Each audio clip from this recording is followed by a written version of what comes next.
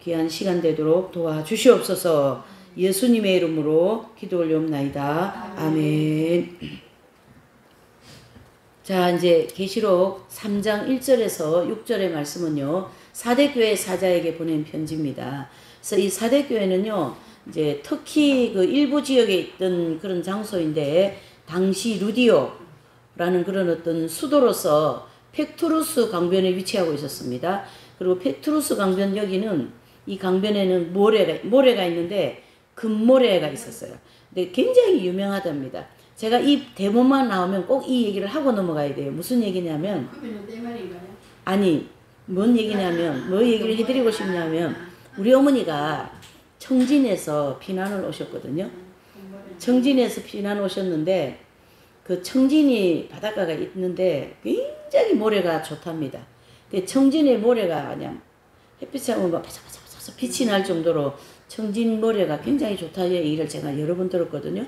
청진에 계시다가 할아버지하고 어머니하고 우리 어머니 17살에 145대 때 피난 내려오셨대요. 그래서 이 금모래 얘기만 나오면 청진 모래가 계속 생각나는 거예요. 왜 피난 오신 분들이 앉으면 피난 얘기 하시거든요.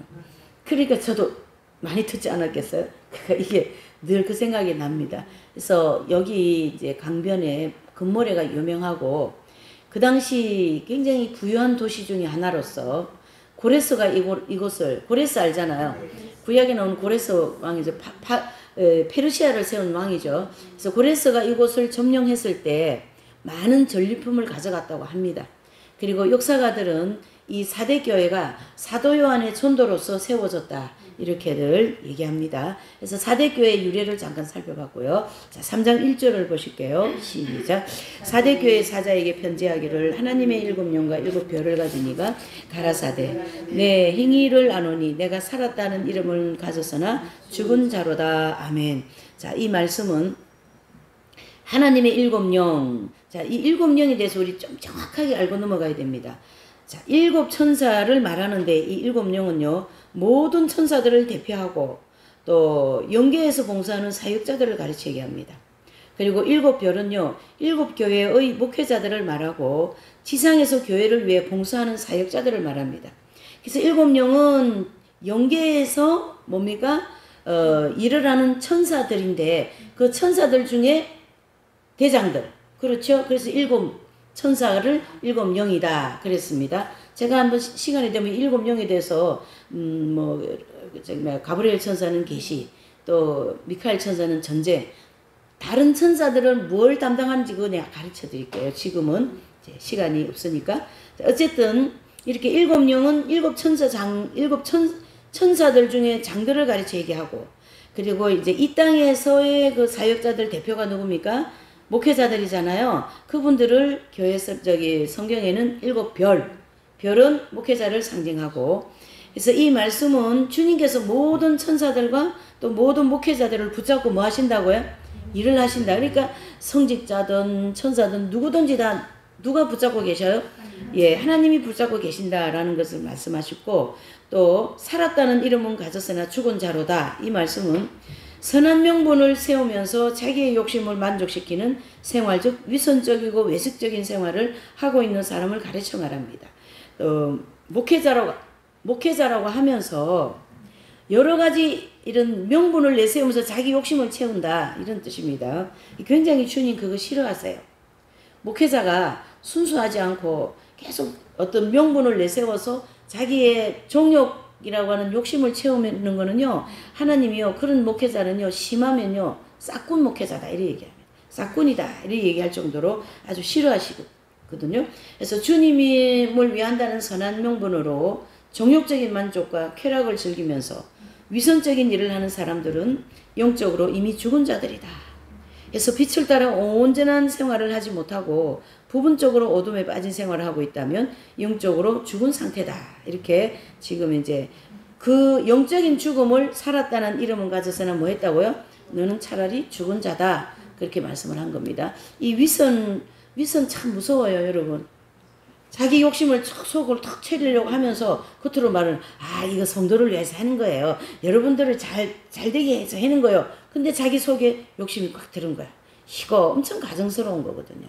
차라리 거짓말이라는 게 딱 드러나버리면 그게 오히려 나아요. 솔직하게 나는 이렇다 이렇게 얘기하는 걸 주님이 굉장히 기뻐하십니다. 이렇게 속으로 이렇게 다 이중적인 거죠. 이중적인. 자, 3장 2절입니다. 너는 일깨워 그 남은 바 죽게 된 것을 굳게 하라. 내 하나님 앞에 내 행위의 온전한 것을 찾지 못하였느니라. 아멘. 이 말씀은 사대교회의 목회자는 목회자 가 회개하고 새로워질 수 있는 것을 보여줍니다. 무슨 뜻이냐? 좀 위선적이고 외식적인 게 있다 할지라도 또 다른 부분 또 좋은 부분이 있거든요. 그러니까 주님은 어떻게 이 목사님을 이렇게 권면하셔가지고 너의 행위를 내가 아는 밝은 빛 가운데 행하는 것도 있고 어둠에 행하는 것도 있으니까 어둠에 행한 것은 어떻게 해요? 회개하고 속히 돌이켜라. 그렇게 권면을 하시는 거죠. 그러므로 철저하게 회개하고 빛으로 무장하면서 행실을 더욱 온전하게 할 것을 주님이 권면하시는데 계시록을 이렇게 보시면 7교회를 향하여 주시는 메시지를 이렇게 보시면요. 꼭 주님이 이 메시지를 주실 때는 예수님이 주시는 이 메시지는 꼭 첫 번째로는 이제 칭찬을 하시죠. 그렇죠? 두 번째로는 책망을 하시죠. 세 번째로는 권면을 하셔요. 그래서 회개하기를 원하시죠. 그래서 새롭게 되기를 원하시는 하나님의 이러한 말씀을 우리 성도들한테 하시는 방법이 그래요. 근데 이 방법을 우리도 이렇게 따라하면 참 좋습니다. 왜 그러냐면 사람이 먼저 막 책망부터 해버리면 기분이 상하고 감정이 상하잖아요. 그러면 책망부터 하지 말고 처음에는 사람마다 100% 다 잘못된 건 아니거든요. 좋은 점도 있고 나쁜 점도 있다면 좋은 점을 먼저 얘기해드리고 그리고 난 다음에 그런데 그때는 이런 부분은 좀 그렇더라. 그 부분을 우리가 좀 고치면서 살면 더 좋겠더라. 이게 자녀와 부모의 관계 또 남편과 아내의 관계 이웃과의 관계도 다 이런 원리로 우리가 관계를 하고 얘기를 하고 그러면 그렇게 마음이 상할 일이 별로 없습니다. 그리고 책망하고 난 다음에 근데 우리가 이래 하니까 늘 좋은 말을 하고 희망되는 말을 하니까 그 사람이 굉장히 좋아하시더라. 이런 좋은 말을 해주면 그 양심이 저절로 회개할 마음이 생겨요. 이해되십니까? 이런 대화의 관계를 맺으면 별로 상할 일이 없을 것 같아요. 어떤 관계든지 우리가 부모와의 자식과의 관계도 관계거든요. 남편과 아내와의 관계도 관계거든요. 이렇게 이 땅의 모든 우리가 인생살이를 보면 관계적인 입장이에요. 그래서 이 관계를 대화하는 방법을 이렇게 예수님 방법을 선택하면 굉장히 빛이 되고 덕이 되고 열매가 되게 될 줄 믿습니다. 자, 그 다음에 이제 나오죠. 그 남은 바 죽게 된 것. 바로 사대교회 목사님이 영적으로 완전히 죽은 것은 아니라는 거죠. 그래서 부분적으로 죽어 있음을 의미하고 완전히 죽은 상태는 무슨 상태일까요? 가라지죠. 예. 거짓 선지자가 되어진 상태이고 다른 말로 하면 양심에 뭘 맞았어요? 화인을 맞았다. 또 다른 말로 하면은 그 사람의 영의 지성소에 악령이 합일되었다. 이렇게까지 정리할 수가 있어요. 자, 그러나 사대교회 목사님은 그런 지경은 아닙니다. 그래서 주님께서 권면하시죠. 굳게 하라. 아직 죽지 않은 부분이 있다. 너에게 선한 부분이 있다. 그걸 잘 해서 더 잘하는 건 더 잘하고 또 부족한 부분 잘 고쳐서 더 잘되게 열매를 맺는 생활을 하세요. 권면하신 거죠. 얼마나 아름답고 덕스럽고 그 인격이 누구의 인격을 닮았을까요? 예수 그리스도의 인격을 닮았다 이래 볼 수가 있는 것입니다. 그래서 제가 선생님을 옆에서 모시면서 이렇게 볼 때 선생님이 늘 그렇게 하셨어요. 꼭 이렇게 칭찬 그 다음에 책망은 거의 못하셔. 그래서 늘 본인을 이렇게 얘기하는 저는 늘 손방망입니다. 이게 책망 같은 거를 상대편의 문제점을 정말 못해요. 근데 막 얘기해달라고 하고 막 그러면은 뺑뺑 돌려서 한마디 해주시고 잘 안 하시더라고. 그 다음에 권면하시는 거죠. 그래서 회개할 수 있도록 길을 이렇게 열어주시는 거예요. 이렇게 대화의 방법을 우리가 좀 잘 하시면 좋을 것 같습니다. 자, 그 다음에 3절입니다. 시작. 그러므로 내가 어떻게 받았으며 어떻게 되었는지 생각하고 지켜 회개하라. 만일 일깨지 아니하면 내가 도둑같이 이르리니 어느 시에 내게 임할는지 내가 알지 못하리라. 아멘.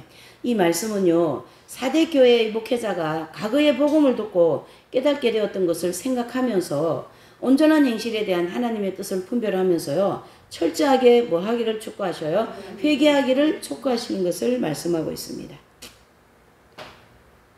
4절입니다. 시작. 그러나 사대에 그 옷을 더럽히지 아니한 자 몇 명이 내게 있어 흰 옷을 입고 나와 함께 다니리니 그들은 합당한 자인 연고라 그랬습니다. 자, 이 4절은 그 옷이라 그랬어요. 자, 그 옷은 자기 옷, 즉 자기 행실을 가르치게 하는데요. 그 옷은 뭐라고요? 자기 행실을 가르치게 합니다. 해서 사대교회는요, 큰 교회였는데 그 중에 몇 명의 성도들이 자기의 행실을 정결케 했으므로 뭘 받았습니까? 영적 할례 은총, 즉 흰 옷을 입고 예수님과 동행하는 그런 성도가 있다. 그러면서 주님께서 그들은 나에게 합당한 자다. 누가요? 흰 옷을 입고 다니는 이 성도들은 하시면서 합당한 자라는 것은 마음과 행실이 정결케 되어서 주님께서 어디로 인도하든지 따라가는 성도들이다. 그런 뜻입니다. 그래서 시편에 보면 하나님께서 다윗을 향하여 나에게 합한 자다. 내 마음이 합한 자다. 누가요? 다윗이 하나님의 마음에 합한 자다. 그리고 계시록 14장 1절에서 5절에 보면요. 이 흰 옷을 입고 예수님과 함께 다니는 이분들은 하나님 앞에 합당한 자이면서도 계시록 14장 1절에서 5절에는 어린 양이 어디로 인도하든지 따라가는 자들입니다. 누가요? 흰 옷 입은 이 성도들은. 그러니까 이 사대교회에 보니까 지금 목사님도 아니고 성도 몇 명이 예수님을 온전히 닮아갖고 영적 할례 받아가지고 뭘 입었어요? 흰 옷을 입고 예수님과 다니는, 지금 가톨릭 용어로 하면 뭐가 됐어요? 성인이 되어버렸어요. 네, 아주 우리 자매님 이제 공부가 척척 되네요. 성인이 되어버렸어요. 진리가 착착 이제 정리가 되어가고 있습니다. 예. 이렇게. 그러니까 예수님이 어디로 인도하든지 따라가는 이 신앙은 보통 신앙이 아닌 거죠. 그렇죠? 그래서 우리가 그 하나님의 뜻이라는 그 책을 보면 마리아 발도르타라는 분이시잖아요. 그 저자가. 근데 이분의 생애도 보면 예수님이 어디로 인도하든지 따라가는 그런 삶이에요. 그러니까 그분이 몸이 많이 아프시면서 이분도 연단을 받잖아요. 근데 부모님들은 이분을 병원을 자꾸 데려가려고 그러는 거예요. 아프니까. 근데 이분은 지금 이 아픈 것이 주님과 연관되어져 있는 영적인 것이기 때문에 병원을 가도 안 된다는 걸 알고 있어요. 그러니까 본인은 병원을 안 가려고 그러고 또 부모님들은 데려가려고 그러고 여기에서 엄청나게 많은 갈등이 있더라고요. 그래서 이분이 병원 가는 것이 더 고통스러운 거예요. 그래서 이분은 예수님이 인도하는 대로 주님이 이렇게 하라 그러면 그대로 하시는 거예요. 어떤 고통이 있는다 할지라도. 이렇게 이긴 자들은 정말로 자세히 보면요. 야, 우리 한 번도 불순종을 안 하시네, 이분들은. 그렇게 할 정도로. 보면. 그러니까 어떤 데는 성인전을 보다가도 좀 전에도 제가 안토니오 성자를 조금 이렇게 살펴봤어요. 그 책은 오래전에 봤지만은 볼 때마다 다르잖아요. 근데요, 한 번도 뭘 이렇게 거부하는 게 없어요. 그래. 아니, 좀 거부하는 거 있어야 재밌지 하면서, 네. 그런 생각이 다 들 정도로 어린 양이 어디로 인도하든지 따라가는 자들이다. 이렇게 볼 수 있습니다. 자, 5절과 6절입니다. 이기는 자는 이와 같이 흰옷을 입을 것이요. 내가 그 이름을 생명책에서 반드시 버리지 아니하고 그 이름을 내 아버지 앞과 그 천사들 앞에서 시인하리라. 귀 있는 자는 성령이 교회들에게 하시는 말씀을 들을지어다. 아멘. 이긴 자들에게 흰옷을 입게 하신다라는 것은요. 다른 말로 하면 의롭다 하심을 받았다. 또 다른 말로 하면 영적 할례를 받았다. 이렇게 볼 수가 있는 거죠. 이와 같이 이런 단어가 있죠. 거기에 이와 같이 이 단어는 매우 중요한 단어입니다. 바로 사대교회 안에 몇 명의 성도가 자기의 옷을 깨끗하게 했기 때문에 이 땅에 사는 동안 흰 옷을 입고 주님과 함께 동행한다라는 건데요. 이 흰 옷, 그러니까 자기 옷은 조금 전에 뭐라 그랬어요? 자기 옷은 자기 행실. 그렇죠. 자기 옷은 자기 행실이고 그 행실을 깨끗하게 닦고 나니까 무슨 옷을 또 입혀줬어요? 네, 맞아요. 그래서 이게 이제 진리를 정돈하는 입장에서 자기의 뭐죠? 자기 옷, 자기 옷은 행실이고 흰 옷은 거룩을 상징합니다. 네? 자, 제가 왜 이걸 정리하자는 거냐면요. 요 흰 옷을 입으려 그러면 반드시 자기 옷이라고 하는 이 행실을 정결케 해야 된다는 얘기예요. 이 행실이 정결하게 되지 않으면 흰옷 입는다 못 입는다? 못 입습니다. 그만큼 우리가 이 행실을 닦아 나가는 것이 굉장히 중요합니다. 이 행실은 크게 우리가 남한테 가서 뭐 구타를 하고 발로다가 뭘 차고 그런 행실이 아니라도 행실이 육적인 행실이 많잖아요. 그런 모든 육적인 행실을 영적인 행실로 고쳐져야 된다 이런 뜻입니다. 우리가 사도 바울의 말씀을 빌리면 우리가 먹거나 마시거나 하나님의 영광을 위해서 그렇게 하라 그랬거든요.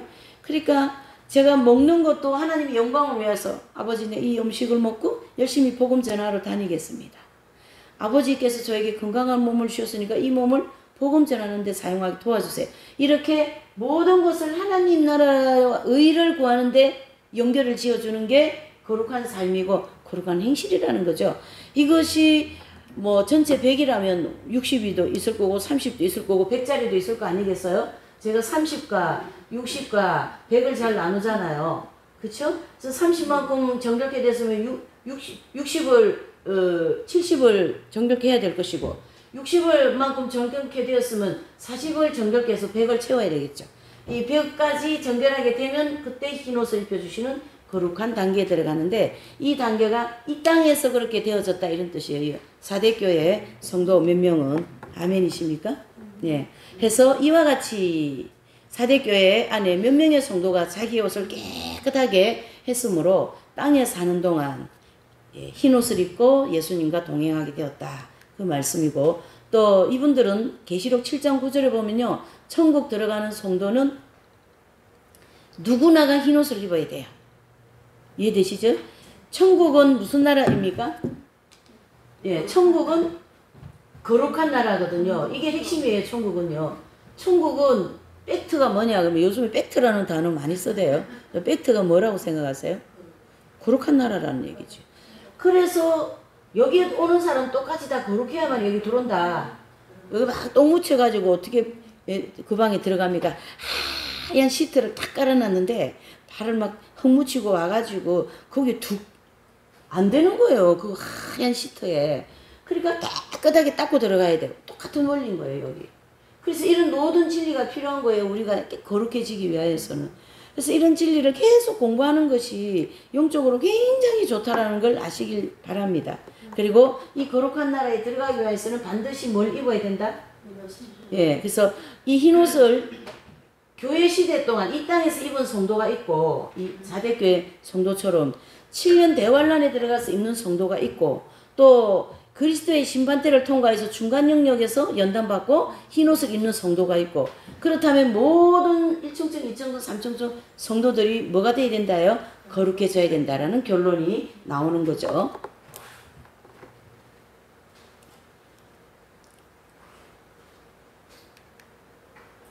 그래서 출애굽기 32장 32절 33절에 보면 이제 여호와께서 모세에게 생명책에서 반드시 흐리지 아니하고 그 이름을 시인하리라 이런 말씀이 있습니다. 이것은 생명책에서 흐리지 아니하게 해주시겠다. 이게 바로 완전한 구원이 보장되었다. 이렇게 볼 수가 있는 것입니다. 그래서 이 땅에서 흰옷을 입은 이 사대교회 몇 명의 성도들과 또 교회사에서 이긴 모든 성도들 있잖아요. 그분들은 이 땅에서 흰옷을 입은 성도들이기 때문에 구원적인 입장에서 보면은 완전 구원을 받은 분들이죠. 그쵸? 예. 그래서 도장 받았다 이 뜻이에요. 완전히 구원받았다라는 도장을 받았다라는 것이 입맞은 종들 아니겠어요? 맞습니까? 네. 저기 나오잖아요. 여기. 입맞은 종들. 교회 시대 동안 입맞은 종들이 그렇죠. 이와 같은 성도들이다. 이게 중요한 거죠. 그래서 이분들은 생명책에 이름이 기록되어서도 흐려질 가능성이 이분들은 없습니다. 그러나 이 광야를 가다가 양심의 화인을 맞고 어떻게 해요? 아까 같이 가라지가 되어진 사람은 이 출애굽기 3위 3위 33에 나온 이 말씀처럼 생명책에서 흐려질 가능성이 있는 사람들도 있다는 얘기예요. 이해되시죠? 자, 이름이 지워진 사람들을 거기 나오죠. 이름이 지워진 사람들 대표적으로 가룟 유다, 니골라, 마니, 그 다음에 아리우스, 요셉 스미스, 박태선, 문선명, 조희성, 이만희, JMS, 또 저기 있잖아요. 뭐 많죠. 예. 다 이분들은 이 땅에서 양심의 화인을 맞은 이단, 가라지 이름이 지어진 사람들. 아리우스 여기 있죠. 아리우스. 이 아리우스 이분은 교부 시대에 활동한 사람인데요. 교부들이 아다나시우스나 이런 분들이 이 아리우스파들과 아주 정면 충돌하면서 싸운 분이에요. 싸웠어요. 이분이 굉장히 이단 교리를 만들어서 그 당시에 시끄럽게 한 사람이 지금 이만희 같이. 예. 그래서 교회사에 보면 이런 분들이 이제 그 기독교 정통 교리를 치고 들어오는 거죠. 그러면서 외국에 많죠. 외국의 사람, 이 사람들 다 외국 사람들이잖아요. 요셉 스미스 이 사람들이 다 외국 사람이잖아요. 요셉 스미스가 한 이 이단은 몰몬교잖아요. 그러니까 와이사스, 흰 와이사스 있고 까만 명찰 달고 이 사람들이 그쪽에서 나온 사람들이에요. 예. 외국에서 이단 많아요. 요셉 스미스 대표적이죠. 우리가 많이 아는 사람. 그리고 여기 뭐 박대선, 문선명, 조희성, 이만희 이런 사람들은 한국에서 나온 사람들이고. 한국이 더 많은지 모르지만 외국도 많아요. 예. 아유, 정말 많아요. 골아파요, 대한민국. 우리 대한민국 진짜 났어요. 세계적으로 났어요. 아주 나쁜 쪽으로도 났고 좋은 쪽으로도 났어. 예. 그래서 어쨌든 그렇습니다. 해서 이런 사람들은 이름이 지어진 사람들이다. 자. 여섯 번째로 3장 7절에서 13절은요. 빌라델비아 교회 사자에게 보낸 편지입니다. 이 빌라델비아 교회는 사대에서 동쪽으로 약 15마일 떨어진 그 지역에 위치하고 있는 도시고 항상 지진의 위험을 안고 있었어요. 우리가 지금 지진의 위험을 많이 안고 있는 나라가 어디입니까? 일본이죠. 가장 많이 거기서 지진의 위험을 많이 안고 있는데 아마 이 빌라델비아 교회에 있는 지역도 아마 그랬던 것 같아요. 7교회 중에 역사가 가장 짧은 교회고요. 또 소아시아가 이슬람 교도들에게 짓밟힐 때에도 남아있었던 유일한 기독교의 보루입니다.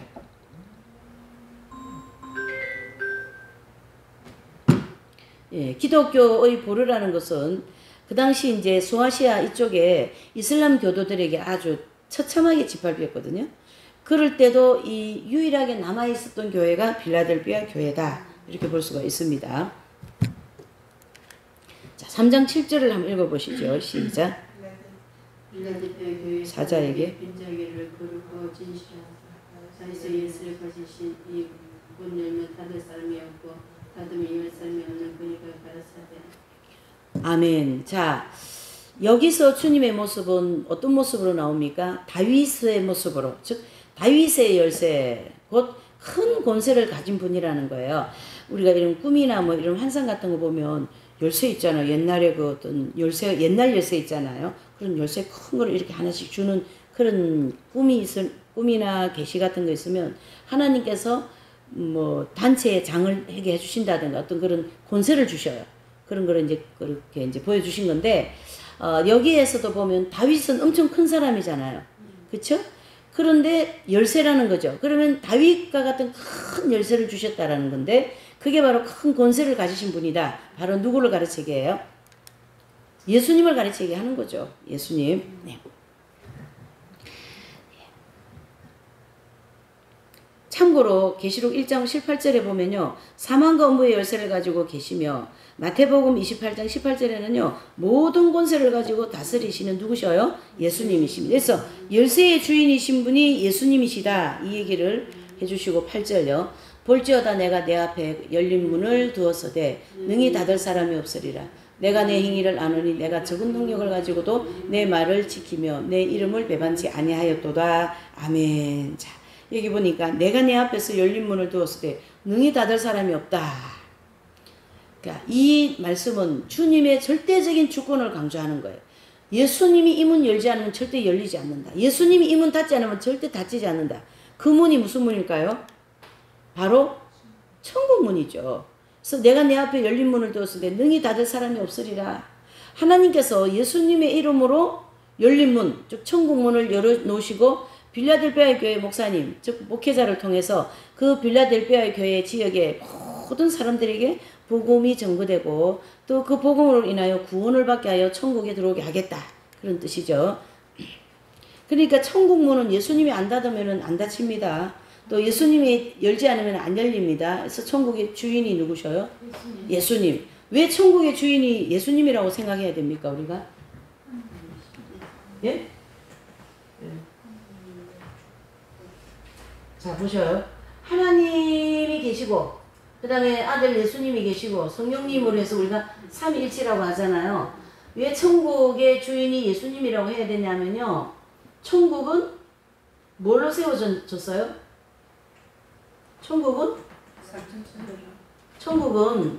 천국이 만들어진 것은 삼천천은 삼천천인데요.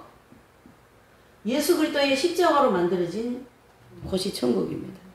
십자가가 아니면 아무도 천국에 들어갈 수 없잖아요. 그래서 십자가를 통하여서 천국 백성이 만들어졌기 때문에 천국의 주인은 예수님이십니다. 그래서 우리가 성막을 이렇게 보시면 이거는 이제 약간 이렇게 입체적으로 바닥에 이렇게 그려져 있지만 바닥에 입체적으로 보면은 이 성막의 바닥이 전부 다 빨간 거예요. 그래서 예수님 성막 바닥은 예수님의 보혈, 그렇죠? 그리고 이제 지성소에 예수님 보좌가 있잖아요. 하나님 보좌, 그렇죠? 자, 이거 뭘 얘기하냐면 하나님의 아들, 하나님께서 아들 예수님을 통하여 천국을 만들으셨다. 하나님이 아무리 그래도 예수님이 이 땅에서 재물이 없으면 그 제사가 되지 않기 때문에 죄인들이 여기 못 들어오시잖아요. 예. 그래서 예수님 통해서 천국 들어간 거예요. 그래서 천국은 보혈로 만들어진 거예요. 예수님의 보혈로. 그래서 이 천국은 주인이 예수님이시다. 그래서 이분 예수님이 열쇠를 문 닫으면 닫히고 문 열면 열리고 이런 아주 깊은 의미로 보셔야 되는 거예요. 여기 지금 본문을 그냥 문 열리고 닫히고 이 정도만 보면 좀 진리가 얇으죠. 근데 깊게 보셔야 됩니다. 이렇게. 예. 그 다음에 이제 주님께서 내가 내 행위를 아노니 그랬어요. 8절이죠. 8절 계속하고 있죠. 그러면서 그 행위가 무슨 행위냐 하면요. 배반하지 않았다. 그래서 여러 가지 환난과 핍박이 온다 할지라도 이 빌라델비아 교회 목사님은 예수님을 배반하지 않고 죽도록 충성했다. 이렇게 얘기하고 있습니다. 그래서 빌라델비아 교회 사자가 많은 환난과 핍박을 받았지만요. 죽도록 충성하고 끝까지 주님의 말씀을 지키고 또 배반하지 않았다는 것에 대해서 칭찬을 하고 있는 모습이죠.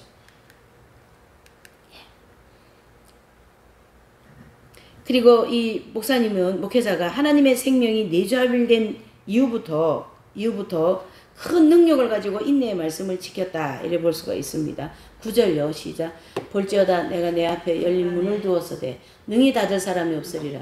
내가 내 행위를 아노니 내가 적은 능력을 가지고도 내 말을 지키며 내 이름을 배반치 아니하였도다. 자. 9절이죠. 예, 9절 맞아요. 볼지어다 내가 이제 나왔어요. 제가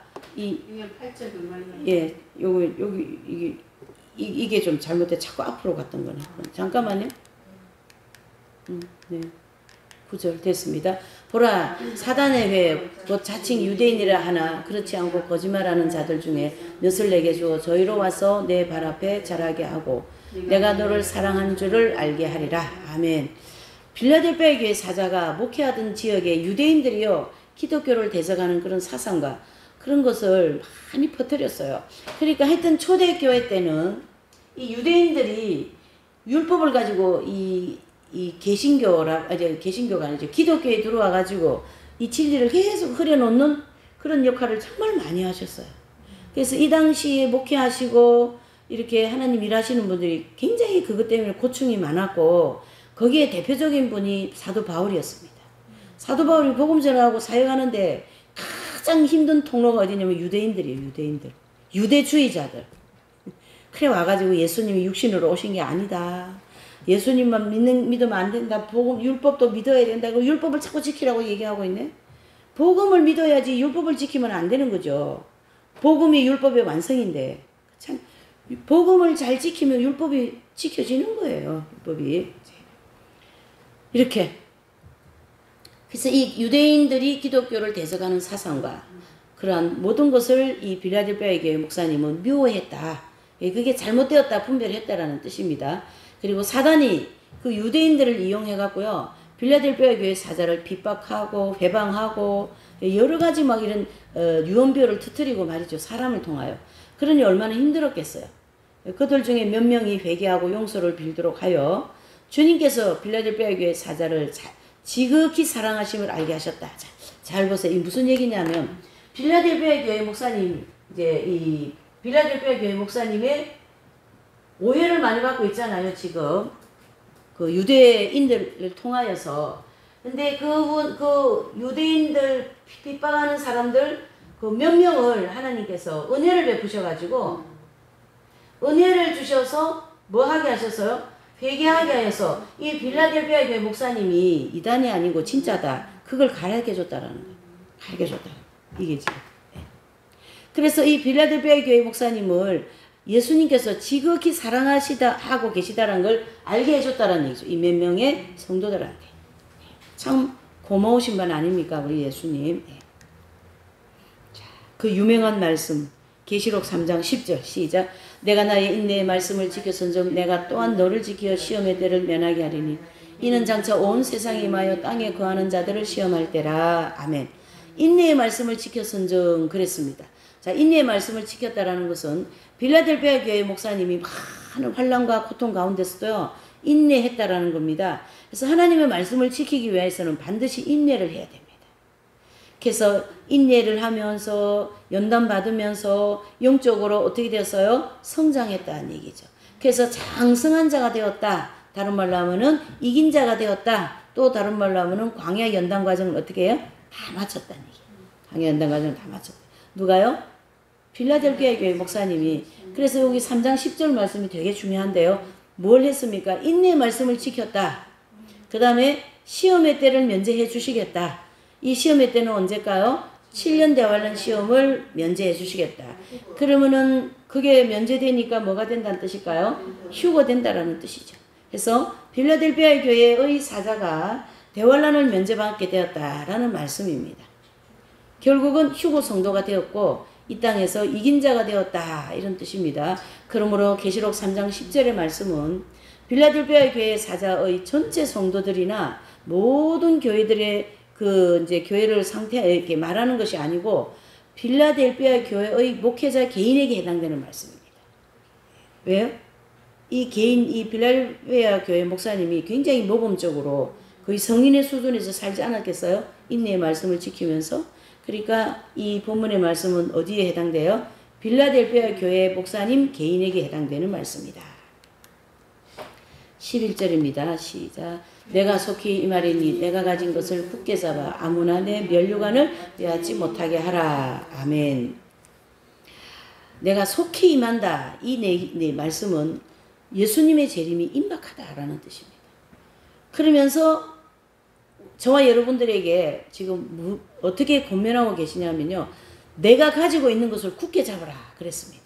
그래서 빌라델피아 교회 목회자가 생명의 면류관을 받기도 전에 적은 능력을 가지고 인내의 말씀을 지켰으며 또 이 편지의 말씀을 주실 당시에는 큰 능력과 은총을 받은 사역자가 되었다 이런 뜻인데요. 여기 조금 정리할게요. 적은 능력은 여기서 지금 적은 능력이라고 얘기했잖아요. 그 적은 능력은 어디에서 해당되냐면요. 광야에 해당됩니다. 광야. 이 광야에서는 우리 성도들이 적은 능력 그 다음에 큰 능력이 나오죠. 또 큰 능력. 이 큰 능력은 가나안 땅 들어간 성도. 그래서 큰 능력이 바로 예수님의 생명이 뭐 됐다요?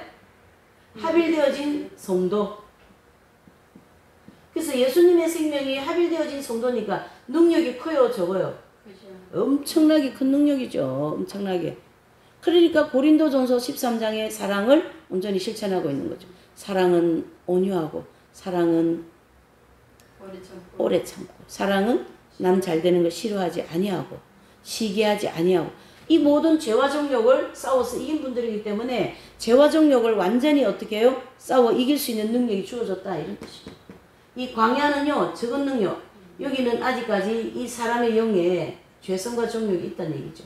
그래서 기회가 주어지면은 죄를 지을 수 있는 아주 연약한 그릇이다. 이래 보셔야 돼요. 성령이 충만하면은 우리가 성령의 열매를 잘 맺을 수 있지만은, 그렇죠? 성령이 충만하지 않으면 보편적으로 우리가 기회가 주어지면 그냥 마음에서 막 지배를 받잖아요. 예, 그런 내용들이 이렇게 정리를 해볼 수가 있어요. 그래서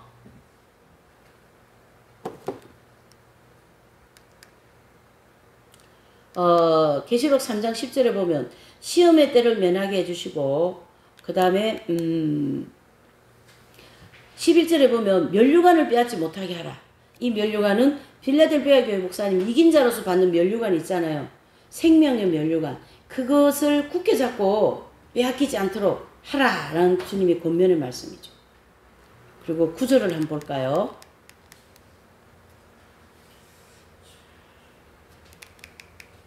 8절. 8절에 보면 적은 능력이 나오죠. 그쵸? 이 적은 능력이 뭐라고요? 그러니까 적은 능력은 광야에서 아직까지 죄와 정욕이 있는 사람이 하는 말씀이고, 예, 그쵸? 죄와 정욕. 그러니까 한 번 더 정리하죠. 이게 되게 중요합니다. 이게 이 한 절 안에 중요한 진리가 두 가지나 들어있어요. 자, 한 번 더 정리해 볼게요. 적은 능력. 적은 능력은 광야에 있는 성도, 광야 성도. 발로 치고 죄와 정욕이 있는 분들, 뭐 이렇게. 그 다음에 이제 큰 능력이 또 나오잖아요. 큰 능력. 큰 능력은 가나안 땅 들어간 성도, 갈로하고 생명이 합일된 성도, 뭐 이렇게 구분을 해볼 수가 있는 거죠. 자, 그래서 여기다가 이제 큰 능력을 가지고 있는 분들은 휴거되는 성도들, 익은 열매 되어진 분들, 뭐 이런 다양한 단어를 붙일 수가 있고, 요 적은 능력을 가지고 있는 분들은 대환란을 들어가야 되는 분들, 대환란 들어감. 그리고 이 8절 말씀 하나가 이렇게 중요한 진리가 두 가지가 나왔습니다. 그래서 생명이 합일되어진 성도들을 향하여 성경에는 굉장히 다양한 표현을 해주고 있는데요. 마침 또 계시록 3장 8절에도 큰 능력을 가지고, 이게 이제 적은 능력, 그러면 큰 능력을 가지고 있는 분이 있다라는 뜻이잖아요.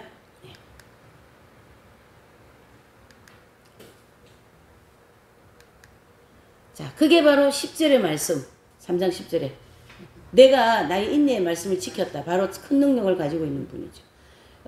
산상수훈의 말씀을 다 지켰다. 로마서 12장 말씀을 다 지켰다. 예. 고린도전서 13장 말씀을 다 지켰다. 보통 일이 아니죠. 그 보통으로 지킬 수 있는 말씀이 아니죠. 그렇죠? 이제 그걸 말씀해주고 있는 거죠. 그래서 온 세상에 시험이 임할 때 7년 대환란 때 면제받는다. 휴고된다. 그런 뜻이죠. 그래서 11절에 임박한 주님의 재림을 지금 말씀하시고, 그 면류관을 아무나 빼앗지 못하도록 꼭 붙들어라, 꼭 붙잡아라, 이 뜻이죠. 그래서 이 편지의 말씀을 주실 당시에는 큰 능력과 은총을 받은 사역자가 되었으므로 그 면류관을 잡고 늘 깨워서 충성하라는 권면의 말씀입니다. 그리고 내가 가진 것은 풍성한 은총, 그 빌라델피아 교회 목사님이 가지고 있는 것이 무엇이냐? 거기 나오죠? 풍성한 은총, 영적인 지식, 선한 행실, 튼튼한 믿음, 생명의 면류관 등등으로 소유한 모든 것들을 생명과를 먹은 성도들이다. 그런 뜻입니다. 그래서 생명의 면류관을 소유했고, 또 생명의 면류관은 이긴 자들에게만 주시는 선물입니다. 그러므로 7교회 사자들 중에 빌라델피아 교회 사자만 이긴 자의 반열에 들어간 것을 알 수가 있어요. 그래서 우리가 7교회를 지금 계시록 2장 3장을 통하여 보고 있는데요.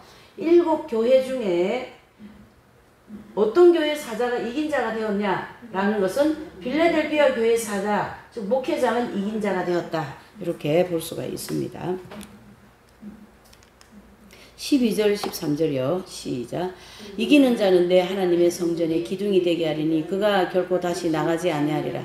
내가 하나님의 이름과 하나님의 성 곧 하늘에서 내 하나님께로부터 내려오는 내 살림의 이름과 나의 새 이름을 그의 위에 기록하리라. 귀 있는 자는 성령이 교회들에게 하시는 말씀을 들을지어다. 아멘. 자, 여기 보시니까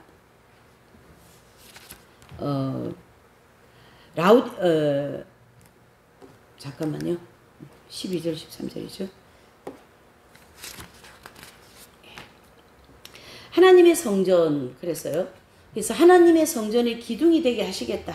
바로 이긴 자들이 천국 건설 사업에 기둥같이 쓰임을 받은 하나님의 큰 일꾼들입니다.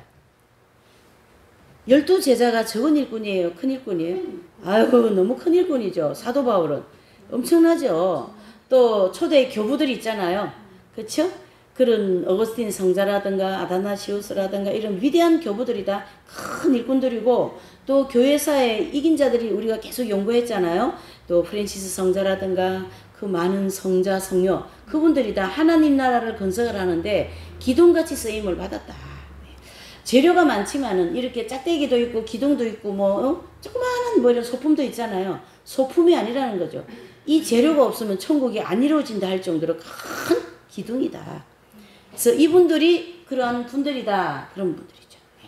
그래서 이긴 자들이 천국 건설 사업에 기둥같이 쓰임 받았고, 이분들은 결코 다시 나가지 않습니다. 그래서 완전한 구원을 보장받은 분들이에요.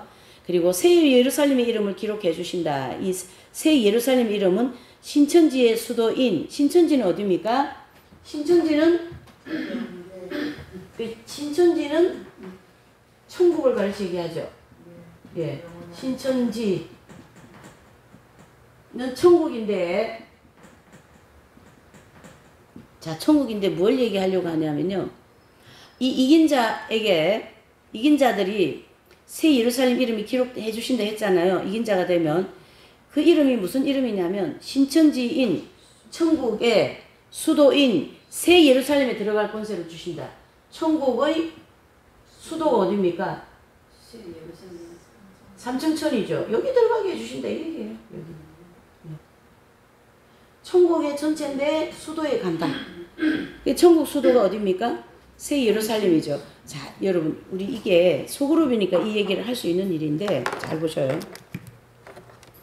계시록 3장 12절 13절의 말씀을 성전의 기둥이 되게 해주시겠다. 그가 결코 다시 나가지 아니하리라.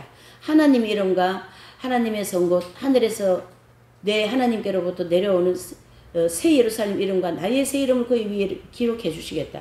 이걸 어떻게 해석하실 겁니까? 저도 계시록 공부를 하는 사람이니까 계시록, 다른 데서 계시록 해석하는 걸 거의 안 보거든요. 근데 또 13만 4천이라는 얘기를 하시면서 이 말씀을 하시긴 제가 이렇게 좀 잠깐 들어봤어요. 근데 완전히 틀리게 얘기하시더라. 이렇게 틀리게 얘기하냐? 뭐 이름은 모르겠어. 웬 여자가 하시더라고. 거기서 저 여자가 해서 해봤어요. 뭐라고 얘기하는 건지 궁금해라. 근데 이스라엘의 구원받을 성도들의 상징으로 풀더라고. 거의 다 그렇게 풀더라고. 예. 이스라엘 백성들이 구원받을 숫자다. 이 14만 4천은. 그 얘기를 하시더라고. 근데요, 그렇게 하면 안 되는 거잖아요. 자, 여기 제가 왜 이 얘기를 하냐면, 여기 지금 하나님의 이름과 나의 새 이름, 또 하나님께로부터 내려오는 새 예루살렘 이름과 나의 새 이름, 이런 이 3장 12절 이 말씀을 어떻게 해석할 거냐 말이죠. 해석할 길이 없습니다. 무엇이 안 나오면요, 이긴 자들의 진리가 안 나오면 이 문제는 절대 해석 안 되는 거예요, 여러분. 이해되시죠? 이분들이 새 예루살렘 성으로 들어갈 성도들이라는 것을 해석해야만 이게 정확한 해석인 거예요. 나의 새 이름을 주겠다.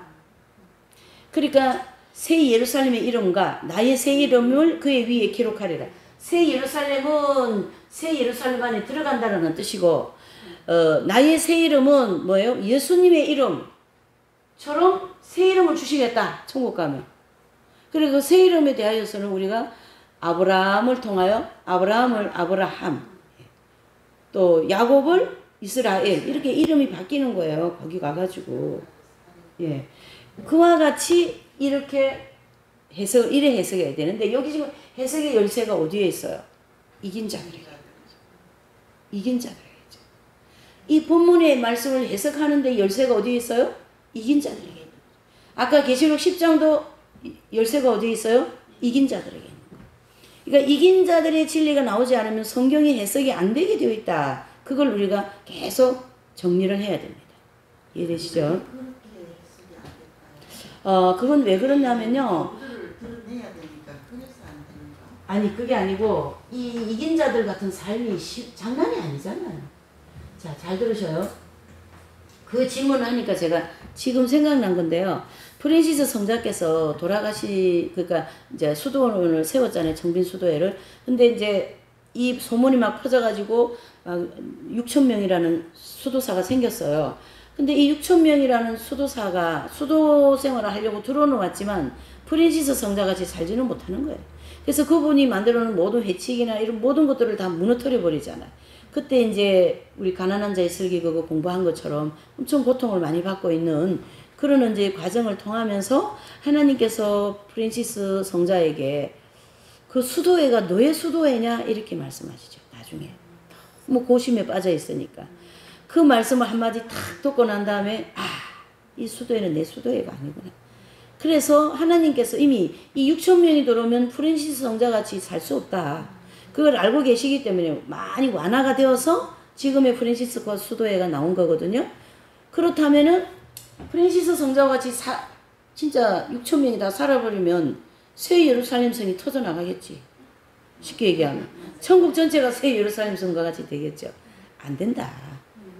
그래서 새 예루살렘 이름과 나의 새 이름을 기록해 줄 그 축복을 받을 사람이 많이 안 나오는 거예요. 그래서 많이 못 드러내는 거죠. 그러나 하나님께서 교회 시대 2000년 동안 쫙 보면 그렇죠? 2000년 동안 12제자를 중심으로 교회를 세우시고 이 12제자와 같은 사람들을 시대마다 세우잖아요. 예? 그래서 핵심적으로 15세기 와가지고 그렇죠?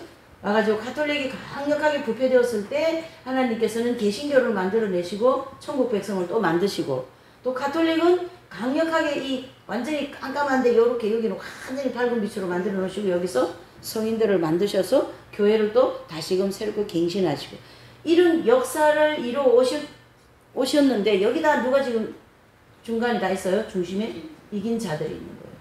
그래서 1층천과 2층천에 들어가는 성도들이 예수님처럼 이긴 자들처럼 못 살아도 믿습니다만 하면 구원을 주시겠다는 하나님의 이 구원의 만민 구원의 문이 열려있기 때문에 7년 대환란이라는 연단의 통로도 또 중간연계 심판대의 통로도 여러가지 연단의 통로를 만들어 놓으시고 어떻게 해요? 정결케 되어 천국 데려가시는데 하나님의 목적이 있는 거죠. 이해가 되시죠? 그래서 그러나 중요한 기준이 있잖아요. 이 기준을 이단들이 치고 오면 안 되니까 이긴 자들을 세워놓고 이걸 지키게 만들어 놓으신 거예요. 그래서 필요할 때 하나님이 이긴 자들을 팍 드러내버립니다. 그래서 이 핵심 진리는 두 가지를 알 수가 있어요. 이 핵심 진리를 공부하면은 죄와 정욕을 정확하게 알 수 있고 또 이긴 자들을 정확하게 알 수 있어요. 그래야만이 이 교회사도 풀리고 성경도 풀리고 휴고 문제도 풀리고 왜 대환란 우리가 들어가야 돼? 우리 목사님 휴고 된다 그랬는데 왜 휴고 안 된다고 여기는 그러냐? 그리고 여기를 뭐 2단이니 3단이니 이러는데 그거는 이제 어거지지. 억지 강산이지. 개신교의 신학자들이 왜 그거를 안 되느냐고 나는 우리 수녀님한테 물어봤어요. 계시록에 있는 이긴 자들을 누구를 자칭하는가 아니라 교부들이다. 이렇게 처음에 이 공부를 하고 내가 물었어요. 네, 교부들이라는 얘기를 하셨죠. 교부들이다.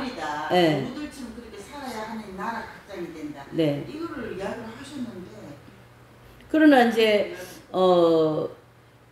수녀님 정도이면 그 정도 영적으로 알죠. 그러나 성도들은 잘 모르잖아요. 성인 성녀 책을 계속 그분들은 성인 성녀 책도 보고 또 이제 수도 생활을 할 정도이면 그래도 영성의 맛을 아는 분들이고 영적인 게 뭐다라는 걸 알고 하나님 나라가 거룩한 나라라는 걸 아시기 때문에 그게 저절로 이렇게 오래 수도 생활하다 보면 깨달아져요. 그래서 이제 교부들이 신앙이 되어야 된다는 말이 맞는 거고요. 이제 여기서 그걸 더 선명하게 드러내 버리잖아요. 그리고 목사님들도 이 경지에 들어간 분들이 별로 많지가 않고 또 이 사람이 욕심이 있기 때문에 그걸 막 그렇게 뭐 내가 정리해놓은 신학이 최고고 내 교단이 최고고 이렇게 하기 때문에 이게 쉽지가 않아요. 그러나 하나님이 이 교회사 전체가 교회가 뿌리가 흔들려 버릴 때 하나님이 이긴 자들을 만들어 놓고 그를 통하여 교회를 다시 새로 세우시잖아요. 그게 바로 프랜시스 성자에게 그런 일이 생겼잖아요. 그러니까 프랜시스 성자가 이제 수도원을 세우기 위해서 로마 교황청에 갔을 때 그거를 이제 첫날은 그 허가증을 못 받고 오잖아요. 프랜시스 성자께서. 근데 그 다음날 교황의 꿈에 이게 성전이 막 넘어가는 거를 꿈에 보고 그 청년들 다시 데리고 와라. 그래서 그 청빈 수도를 세울 수 있는 그 허가장을 주잖아요. 그러니까 이제 이 프랜시스께서 예? 이렇게 예? 교회를 바치고 있는 꿈을 꾼 거지. 이 꿈은 무슨 얘기냐? 그 당시에 가톨릭이 완전히 어둠으로 넘어갈 그런 지경에서 한 사람의 청년을 세워서 교회를 바로 세우겠다 이 뜻이거든요. 그래서 이긴 자들을 통하여 교회사를 이끌어 오셨다 이래 보시면 됩니다. 그러면 개신교 목회자들은 이만큼 이긴 자들에 대해서 잘 몰라요. 사실은 가톨릭은 또 성인들에 대한 신앙이 있기 때문에 이것도 연옥 교리가 있기 때문에 이런 게 다 종합적으로 정리가 되고 교리적으로 정리를 해놓은 거고요. 개신교는 그런 쪽으로 교리가 정리가 안 돼 있고 안 했어요. 왜? 가톨릭이 그 당시 워낙 그 연옥 교리가 완전히 부패되었기 때문에 루터는 그걸 터치를 하지 않았어요. 그러나 개인적으로 루터는 연옥이 있다는 교리를 믿고 있었어요. 신봉을 했다는 얘기죠. 근데 면죄부로 인하여 교회가 다 쓰러지게 됐는데 그 연옥 교리를 다시 드러내기는 쉽지가 않은 거예요. 그래서 믿음으로 천국 간다 그걸 이렇게 슬로건을 했기 때문에 개신교는 믿음으로 천국 간다는 게 발전이 됐고 가톨릭은 행위가 있어야 된다 이게 발전을 했기 때문에 행위에 대한 신앙이 발전이 되었고 이렇게 해서 우리가 서로가 이런 미스점이 있었던 거를 서로에게 보완을 하면서 가야 되는데 이 죄와 정욕들이 있으니까 다 내게 최고고 내게 틀렸고 뭐 그렇게 맨날 싸우다가 지금 교회에서 2000년이 지나갔어요. 그럼 하나님께 맡겨야지. 그러니까 이 프랜시스도 안 되는 거예요. 그러면은 하나님도 안 된다는 뜻이에요. 왜 그러냐면 프랜시스 성자같이 사는 사람이 어디 있어요.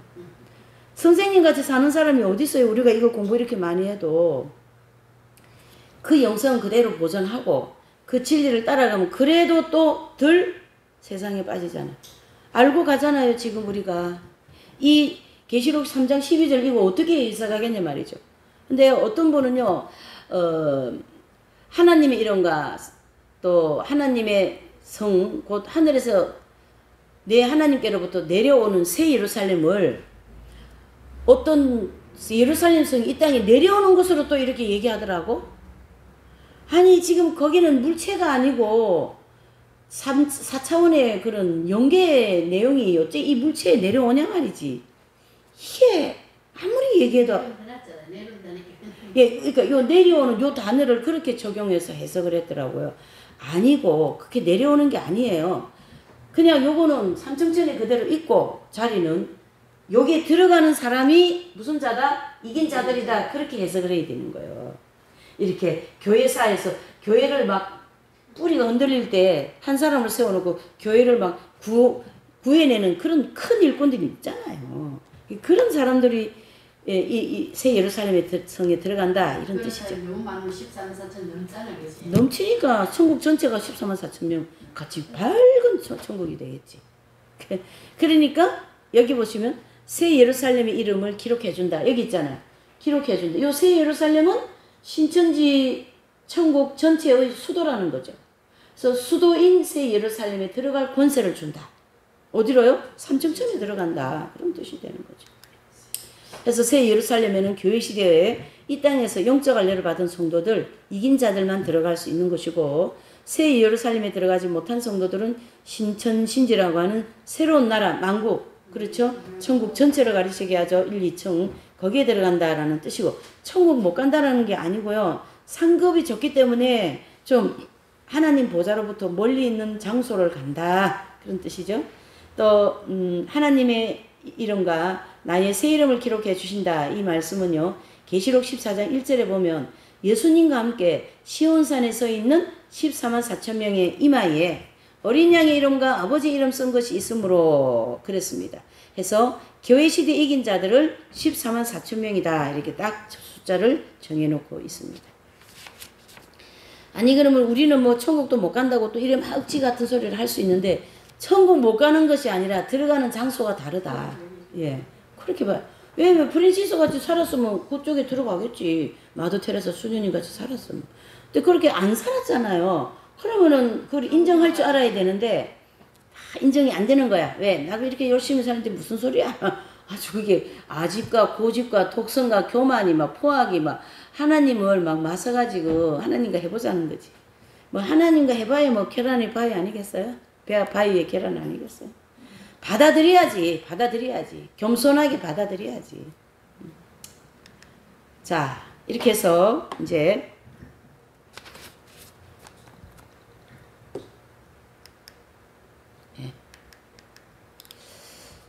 이제 마지막으로 계시록 3장 14절 22절에 이제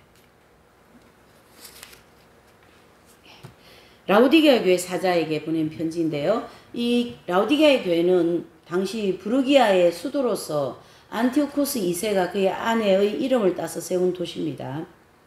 그 도시는 루크스 골짜기에 위치해 있는데 거기는 아마 금융이 굉장히 이제 활발했던 것 같아요. 은행이 많았던 것 같아요.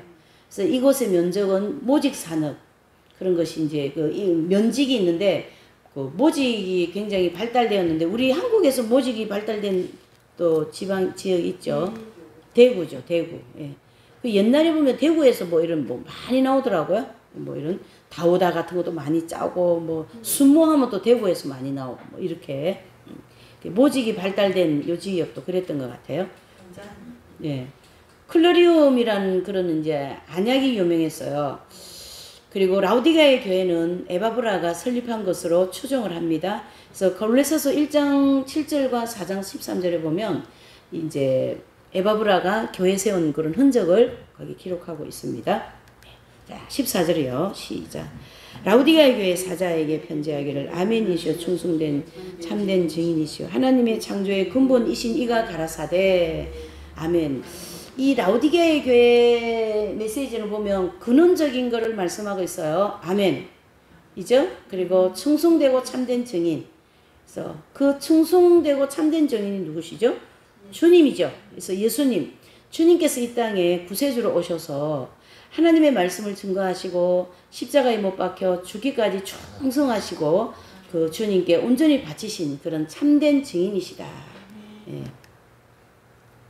또 창조의 근본이라는 얘기를 하고 계세요. 그래서 창조의 근본은 누구셔요? 예, 말씀이 육신이 되신 분으로서 만물을 창조하신 하나님. 네, 그래서 근원적인 것을 이 라우디게아 교회 목회자에게 들고 들어옵니다. 자, 그래서 메시지가 다 근원적이죠. 창조의 하나님, 예, 근원적인 하나님, 근본이신 하나님. 15절요, 시작. 내가 내 행위를 아노니 내가 차지도 아니하고 도업지도 아니하도다. 차든지 도업든지 하기를 원하노라. 아멘. 라우디게아 교회의 전체 성도들이 아니라 라우디게아 교회 목회자 개인의 신앙 상태를 지적한 겁니다. 이 본문은. 자, 내 행위를 안다 그랬어요. 누구의 행위일까요? 이 행위는 라우디게아 교회 목사님의 행위를 주님이 감찰하셔서 생활 구석구석까지 다 알고 계신다는 얘기죠. 그래서 사람은 몰라도 하나님은 어때요? 불꽃 같은 눈동자로 다 살피고 계십니다. 네. 그래서 그 메시지를 보면 너가 차든지 더웁든지 하라 그랬습니다. 라우디게아 교회 목사님은 미직지근한 신앙 때문에 책망을 받고 있는 거예요. 미지근해요. 그래서 예수님은 뜨거운 신앙을 원하십니다. 뜨겁고 지극적이고 갈망하고 주님에 대한 사랑을 갈망하고 주님 열심히 살 수 있도록 도와주시라고 막 주님께 매달려 기도하고 이런 성도들을 좋아하셔요. 왜? 그런 성도들이어야 충성하고 또 태만성에 지배받지 않고 하나님의 일을 열심히 하지 않겠어요. 그래서 하나님 일하면 돈을 줍니까? 월급을 줍니까? 뭘 줍니까? 물론 뭐 교회 목회자들이나 신부님들 다 사례비도 주고 나가겠죠. 예. 어쨌든 그러니까 이게 봉사정신이 크잖아요. 그러니까 어때요? 뜨겁고 열성적이지 않으면 태만성에 빠지기 쉬운 거예요. 아, 그거 내가 안 해도 다 해. 이렇게 돼버리면 라우디게아 교회 목사님 같이 돼버리는 거예요. 책망받는 거예요. 그래서 주님의 뜨거운 신앙을 원하시고 주님은 차가운 신앙은 죽은 신앙같이 주님이 보고 계십니다. 그 신앙에서 깨어나라. 그런 얘기죠. 자, 16절요. 내가 이같이 미지근하여 덥지도 아니하고 차지도 아니하니 내 입에서 너를 토하여 내치리라. 주님은 우리의 믿음이 덥기를 원하죠. 그렇지 않으면 토하여 내친다. 바로 그 7 촛대를 잡고 계신 주님의 손에서 이 촛대가 내어버림을 당할 것이다. 그래서 별은 목회자를 상징하고 촛대는 교회를 상징하는데요. 이 교회가 교회 역할을 못하면 하나님께서 이 교회에다가 뭐 한다요? 성령의 은혜를 내리지 않겠다. 바로 촛대를 옮기겠다. 그 뜻입니다. 그래서 너가 뜨거운 신앙이 안 되면 토하여 내친다. 이게 바로 촛대를 옮긴다. 이것은 그 교회에 내가 은혜를 내리지 않겠다. 그런 뜻입니다. 그래서 7 촛대를 잡고 계신 주님의 손에서 내어버림을 당한다라는 뜻이고, 즉 가라지, 배교자가 된 사람과 같이 성령께서 떠나시고 악령에게 완전히 사로잡힌 상태가 될 것이다. 그것을 말씀해주고 있습니다. 17절입니다. 시작. 내가 말하기를 나는 부자라 부유하여 부족한 것이 없다 하나 내 공고한 것과 가련한 것과 가난한 것과 눈먼 것과 벌거벗은 것을 알지 못하도다. 아멘. 라우디게아 교회 사자에게 영적인 상태를 다 보여주시는데요. 이 인간이 외모로 볼 때는 굉장히 교회가 부유하고 하기 때문에 성공한 목회자 같지만은 하나님은 중심을 보시잖아요. 그러니까 이 라우디게아 교회 목사님은 중심에 하나님이 보시기에 부족한 것이 많은 거죠. 그래서 목사님 개인적으로는 뭐 좋은 주택에다가 좋은 살림 가구에다가 또 많은 그 사례비에다가 좋은 자동차에다가 목사님으로서 대우도 많이 받겠죠. 큰 교회를 하니까. 그러나 하나님은 그 목사님이 영적으로 죽었다. 이런 뜻입니다. 자, 이 라우디게아 교회 목사님만 죽은 게 아니라 우리가 오늘 이 본문의 말씀을 통하여 나도 죽어 있다라고 봐야 되는 거죠. 아버지. 그래서 어떤 영적인 부분이 약하고 그러면 그거를 빨리 회복하려고 노력하고 회개하고 기도하면서 하나님의 은총으로 채워나가야 됩니다. 그래서 우리는 늘 기도해야 되고 회개해야 되고 늘 주님의 눈치를 봐야 돼요. 그래서 저는 맨날 그러죠. 예수님이 무섭다. 아버지 무서워요. 열심히 살고 싶은데 잘 안 되는 것 같아가 무서워요. 네. 그런 두려운 마음을 늘 가져야 되는 거죠. 자, 제 이 얘기, 요 두려운 마음을 가져야 됩니다. 이 얘기만 딱 들으면 다른 전후 좌우 말 안 듣고 그 말만 딱 듣고 누가 갔어요. 아니 하나님은 평안이시고 하나님은 은혜고 복 주시는 분인데 왜 하나님이 두렵고 무서워? 예, 잘라 먹어버려. 그렇게 또 나오면 참 곤란스러운 거야. 곤란스러운 거야. 그런 입장에서 두렵고 떨린다는 뜻이 아니잖아요 지금. 예, 참. 예. 자, 그 다음에 이제 이 공고, 가련한 거, 가난한 거, 눈먼 거, 벌거벗은 거, 이 라우디게아 목사님이 영적 상태가 이렇게 진단이 나왔습니다. 예, 진단이 나왔습니다. 그래서 공고한 것은 바로 로마서 7장과 같이 죄의 법칙 때문에 고민하는 빈약한 영적 상태를 가르치게 하고, 라우디게아 교회의 사자는 그것을 모르고 있어요. 내가 이렇게 영적으로 육적으로 산다. 영적으로 살지 못하고 있다. 죄의 지배를 많이 받고 있다. 그걸 모른다. 그게 바로 양심이 어둡다라는 뜻이죠. 양심의 불이 깜빡깜빡 해는 거예요. 교만해도 잘 몰라. 내가 교만한지 모르는 거라. 내가 음란해도 잘 모르는 거라. 왜? 불이 깜빡깜빡 하니까 감지를 못한다. 이런 뜻이지. 양심의 불이. 그래서 양심의 불을 밝혀야 되는 거예요. 그래, 이거는 음란이. 이거는 뭐예요? 교만. 이건 태만. 이렇게 빨리빨리 알아듣고 빨리빨리 거기서 헤쳐나와야 되겠죠. 자, 가련한 것. 하나님 보시기에 불쌍하다라는 뜻이고요. 가난한 것은요, 연단받은 믿음을 가지고 있지 못한 상태, 즉 영적으로 풍성한 은총을 가지고 있지 못한 그런 상태를 가르치게 합니다. 자, 눈먼 것은 양심의 눈이 이렇게 꺼져 있어요. 등불이 흐리하다라는 뜻이죠. 그래서 선과 악 또는 영적인 것과 육적인 것을 정확하게 분별하지 못하는 것을 의미합니다. 자, 벌거벗었다라는 것은요, 죄성과 정욕의 이 행실이 이 목사님 생활 가운데 많다라는 거예요. 그래서 제가 이제 한 번은 이제 기도원을 가가지고, 그때도 이 전단지 가지고 전도하러 기도원을 갔어요. 근데 목사님이 열심히 이제 본문, 아브라함 관계되는 본문을 하나 이렇게 딱 정해놓으시고, 한 30분은 자신의 얘기하시고 한 30분은 또 뭐 흥금거동은 다 그것도 이름 이래가지고 설교하기 전에 기도원에 가니까 그 흥금기도부터 하대요. 왜 그렇게 하시는지 잘 모르겠어요. 흥금기도부터 하고 그리고 난 다음에 본문 얘기 한 30분 하고 그리고 이제 설교가 다 끝났어요. 그러다 그만은 장로님들 여기 손들어 보라 그러시더라.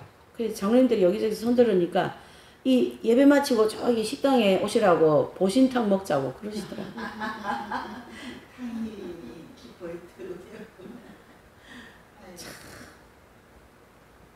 마음이 좀 그렇더라고요. 그러니까 뭐 설교가 뭐가 없어요. 영적인 것도 없고 영적인 것도 없고 뭐. 그리고 이 본인 얘기하실 때는 양복을 이렇게 다 이렇게 하니까 양복에 이렇게 이름 이래 있잖아요. 이름이 노란 색깔로 해가 이름 옛날에는 많이 이렇게 수를라가 하죠. 이름이 이렇게 이만큼 길게 이렇게 기록되어 있더라고.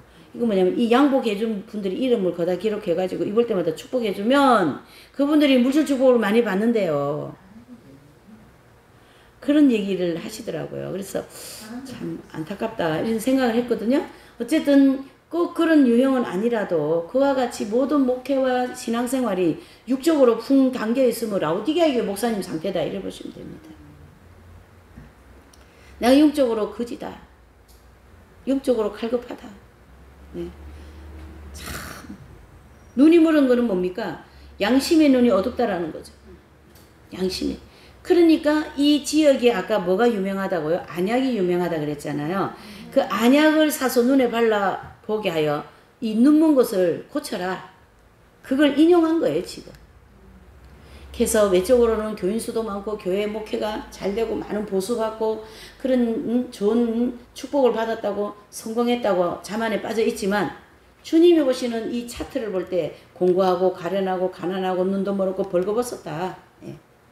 자, 이런 차트의 내용을 이제 진단이 나왔으니까 이제 처방을 해야 되지 않겠어요? 18절 시작. 내가 너를 고나노니 내게서 불로 연단한 금을 사서 부유하게 하고 흰옷을 사서 입어 벌거벗은 수치를 보이지 않게 하고 안약을 사서 눈에 발라보게 하라. 아멘. 자, 불로 연단한 금을 사서 부유하게 하라. 이게 주님의 권면의 말씀 처방전입니다. 시험의 불 가운데 연단받은 믿음을 가짐으로써 영적으로 부유한 부자가 되어라. 아까 사대교회 보니까 성도이지만은 흰옷을 입고 다닐 정도로 하나님 앞에 합당한 자인 연고라는 할 정도로 영적으로 부자예요? 가난이에요? 부자인 거죠. 와 같이 연단받아 믿음의 부유함을 얻어라. 진정한 부자는 불 가운데 연단받은 믿음을 가진 그런 사람을 영적인 부자다.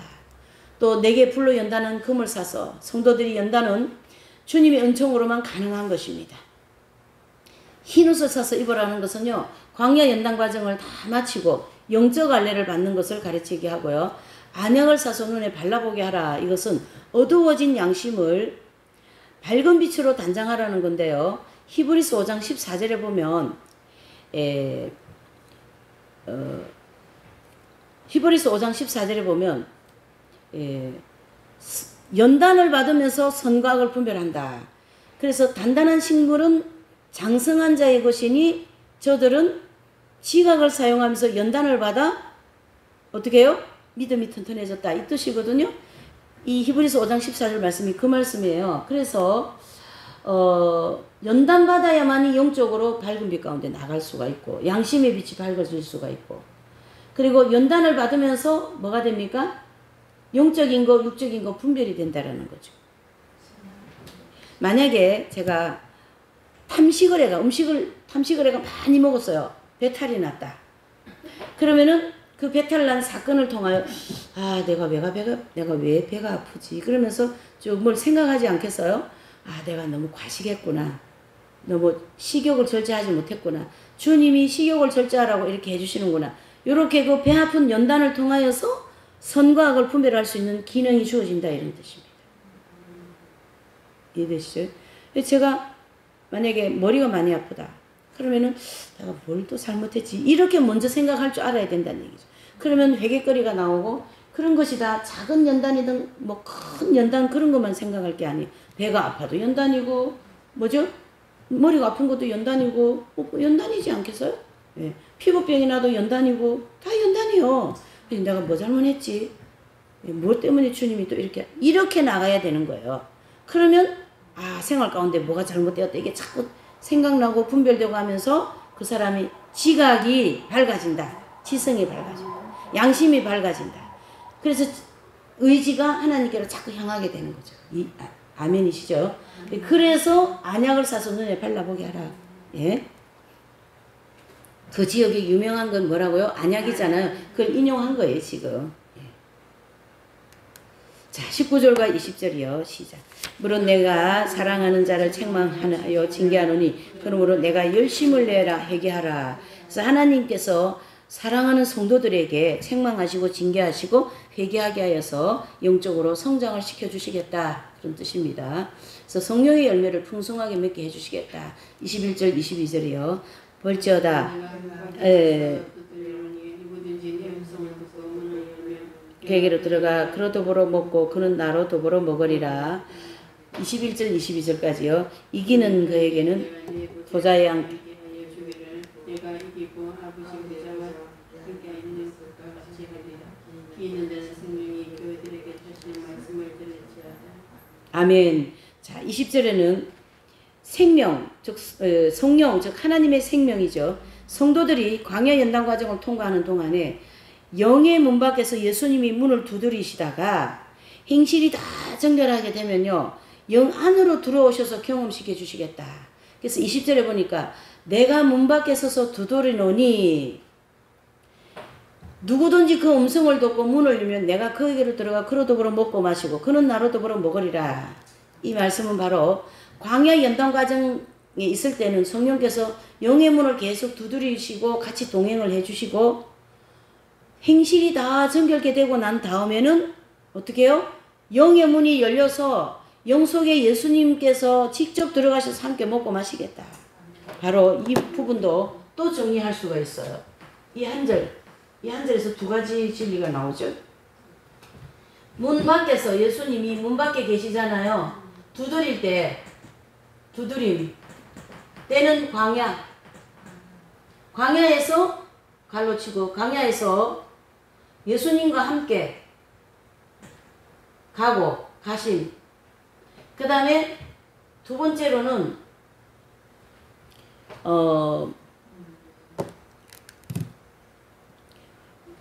내 음성을 듣고 문을 열면, 자, 문이 열렸습니다. 문을 열면 이것은 가나안 땅 들어간 상태, 생명이 합일됨. 이렇게 그것을 얘기해주고 있는 거죠. 그래서 계속 문을 두드립니다. 광야에서 주님께서 그러면서 저와 동행해 주시다가 문이 활짝 열렸다. 지성소 문이 활짝 열려서 그리로 바로 들어가 가지고 예수님과 더불어 먹고 마시는 거예요. 그걸 얘기해주고 있는 20절이지. 열심히 열서 회개하라. 그럼 내가 20절 같은 축복을 주시겠다. 이 얘기잖아요. 19절에 뭐라고요? 그러므로 내가 열심을 내서 회개하라. 처방전을 주면서 뭐 하셨어요? 회개하라. 그랬잖아요. 그리고 19절에서 회개해라. 열심히 하라. 그렇게 권면하시고 20절에 결과를 이렇게 내게 해주겠다. 문 열면 내가 들어가겠다. 그 뜻이죠. 그게 바로 이긴 자가 되는 거죠. 예. 정리하면 광야 연단 과정에서 성령께서 영의 문 밖에서 두드리며 동행하시다가 행실이 깨끗하게 정결게 되면 성도들의 영의 지성소에 합일되어서 생활하고 봉사하며 성령의 열매, 즉 빛의 열매를 맺게 하시겠다. 그리고 이제 21절, 22절은 이기는 거에게는 내가 보좌에 앉게 해주시겠다. 바로 주님께서 마귀와 세상과 이기고 보좌에 앉은 것과 같이 교회 시대 이긴 자들에게도 천국에서 보좌에 앉게 해주시겠다. 보좌는 왕들이 앉는 장소이잖아요. 왕권을 주시겠다 이런 뜻입니다. 무슨 자에게요? 이긴 자들에게. 그래서 보좌는 왕권을 받은 성도들의 자석이다. 이렇게 볼 수가 있는 거죠. 이렇게 해서 우리가 교회 시대 이긴 자들, 즉 7교회를 통하여 좀 정리를 했습니다. 오늘 이 중요한 거 많이 정리하셨어요. 그렇죠? 예. 이 계시록 3장 19절, 20절, 21절, 21절은 다 이렇게 라오디게아 교회 목회자를 통해서 이제 하나님께서 이렇게까지 큰 축복을 준비해 놓으시고 내가 너에게 들어가서 두부를 먹고 마시겠다 할 정도로 저와 여러분들에게 예. 라오디게아 목사님이 완전히 양심에 화인 맞은 분이 아니기 때문에 어떤 부족한 부분을 얘기하신 거거든요. 그 부족한 부분을 고치면 내가 이와 같은 축복을 주시겠다 이 뜻입니다. 자, 4장까지 할게요 오늘. 4장이 길지를 않으니까요. 여기 이제 요한계시록 4장은요. 4장 전체에 천상낙원 본부에 대해서 말씀하고 있어요. 예. 4장에는 다른 성도들에 대한 얘기가 아니고요. 하나님, 그러니까 천국의 센터, 중앙, 어디입니까? 하나님 보좌가 있는 그 부분, 그 구조만 얘기하고 있다고. 그래서 천상낙원 본부 이렇게 제목이 나와 있습니다. 그래서 이 천상낙원 본부에서는요, 무슨 일을 이제 하시냐면 다른 일도 많이 하시는데 앞으로 다가올 7년 대환란을 이 천상낙원 본부에서 집행할 장소입니다. 그래서 하나님 보좌로부터 모든 7년 대환란 때 일어난 일들이 거기서 다 나오는 거예요. 그럼 누가 그걸 집행한다는 뜻이에요? 하나님 아버지인 삼위일체가 집행하는 거죠. 자, 4장 1절에서 11절 예, 천상낙원 본부 제목이죠. 1절 시작. 이 일 후에 내가 보니 하늘에 열린 문이 있는데 내가 들은 바 처음에 내게 말하던 나팔소리 같은 그 음성이 가로되 이리로 올라오라. 이후에 마땅히 될 일을 내가 내게 보이리라 하시더라. 아멘. 이 일 후에 이 말씀은 앞에서 본 계시를 받고 전혀 다른 계시를 받았다 이런 뜻입니다. 전혀 다른 내용의 계시를 받은 것에 대한 연결고리가 이 일 후에 그 다음에 하늘문이 열리고 또 사도 요한이 성령의 감동으로 입신하여서 천상낙원 본부로 들어갈 때 통과하는 문을 가르치게 합니다. 여기에서 입신이라는 것은 육체를 빠져나가 영이 하나님 나라 들어가는 것을 가르치게 하죠. 근데요, 이 본문을 어떤 해석자들은요, 교회에 대한 말씀이 3장까지 기록되어 있음을 볼 때 교회 시대가 끝났기 때문에 교회 시대의 성도들이 1절에 나온 열린 문을 통해서 들림받아 천국에 들어가게 되는 그런 문이다 이렇게 잘못 해석한다는 얘기죠. 그래서 지금 이 본문에서 열린 문은 누구를 들어오게 한 문입니까? 예, 맞습니다. 아주 잘 정리하고 계시네요. 사도 요한이 입신해서 들어갈 문이지 교회 시대 동안 성도들이 들어갈 문은 기다 아니다? 아니다. 이렇게 정리를 하십니다. 그 다음에 계시록 1장 10절에 보면 처음에 말하던 나팔소리 같은 그 음성이 들렸어요. 그래서 예수님께서 나팔소리 같고 또 예수님 음성이 크고 강한 음성을 나팔소리 같이 들렸다. 그런 뜻입니다. 또 이리로 올라오라 그랬죠. 그것은 반모섬에 사도 요한이 있을 때 하나님께서 사도 요한을 영을 불러서 천상낙원 본부로 입심시킨 그 음성을 이리로 올라오라 이렇게 하신 거고, 바로 이 사도 요한을 입심시킨 그 목적은 장래일을 알려주기 위하여서, 그 장래일이 어느 때 일입니까? 7년 대환란 때 일어날 일인데 사도 요한이 이걸 받을 때는 BAD 1세기잖아요. 그래 1세기인데 지금 우리가 공부하는 이때는 언제입니까? 그 2000년 지나갔잖아요. 그러니까 2000년 전 일을 사도 요한을 통하여 지금 말씀해주고 있는 거죠. 근데 사도 요한도요, 이거 받을 때 2000년 후에 이 일이 생기겠다고 몰라요. 그냥 주님이 보여주시니까 보고 기록한 것 뿐입니다. 그렇죠? 그래서 장래에 될 일을 바로 요한계시록에 기록된 모든 내용을 기록하게 하시겠다 이런 뜻이죠. 자, 이 일이 그러니까 이 4장에서 지금 모두 되어질 7년 대환란 되어질 일을 어디서부터 나온다고요? 하나님 보좌로부터 나온다 그랬잖아요.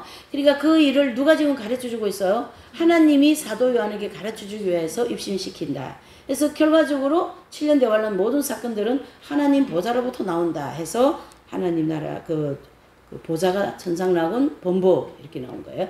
2절이요. 시작. 내가 곧 성령에 감동하였더니 보라 하늘에 보좌를 베풀었고 그 보좌 위에 앉으신 이가 있는데, 하늘에 보좌를 베풀었다. 이것은 천상낙원 본부 중앙에 있는 하나님의 보좌를 가르치게 합니다. 방석을 이렇게 푹 깔아놓고 그게 아니고 이런 여러 가지 일들을 하나님 보좌를 통하여 할 것이다. 그걸 하늘에 보좌를 베풀었고 이렇게 얘기한 거고요. 보좌 위에 앉으신 이는 누구십니까? 삼위일체의 하나님이십니다. 3절이요. 시작. 앉으신 이의 모양이 벼복 같고 홍보석 같고 또 무지개가 있어 보좌에 들렸는데 그랬습니다. 예, 아멘. 자, 그 말씀은 그 모양이 뭐 같아요? 네, 녹보석 같더라 그랬습니다. 보석같이 빛나고 아름다운 하나님의 보좌입니다.